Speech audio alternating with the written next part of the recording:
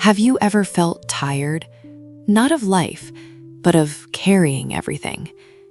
As if you've been dragging a heavy weight with you for a long time, while no one ever even asked you to lift it in the first place.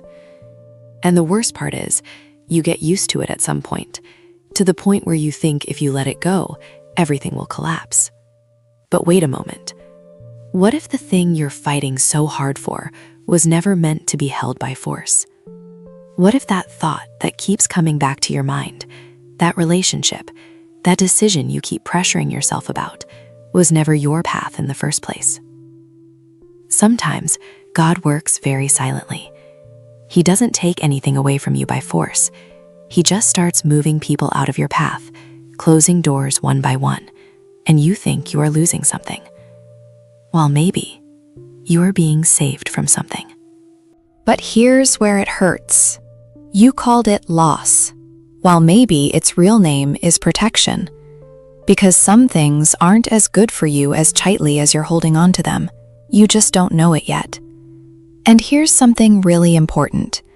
Most people think trusting God means you should feel no fear at all.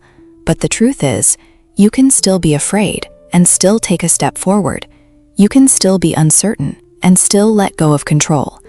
Because faith is not meant to remove your emotions, it's meant to move you forward despite them. But there's something many people misunderstand.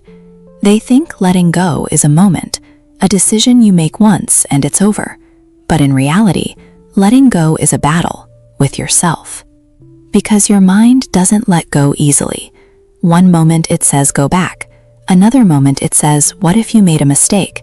Another moment it says, what if you lose it? And every time you have to choose again, not to return to that need for control. And this is exactly where many people get exhausted, not from life, but from a mind that never lets go. But here's an important truth in all of this. Letting go means continuing without knowing what will happen next. It means trusting, not because everything has become clear, but because there is something beyond your understanding. And something deeper. Sometimes God takes things away from you not to punish you, but to save you. You just don't recognize it in that moment. You think I'm losing, but one day you look back and realize what you lost, if it had stayed, would have made you lose yourself instead. And this is where the story shifts, because peace doesn't come before letting go. It begins after it, not when everything is solved, but when you no longer try to control everything. Maybe it's hard to believe right now.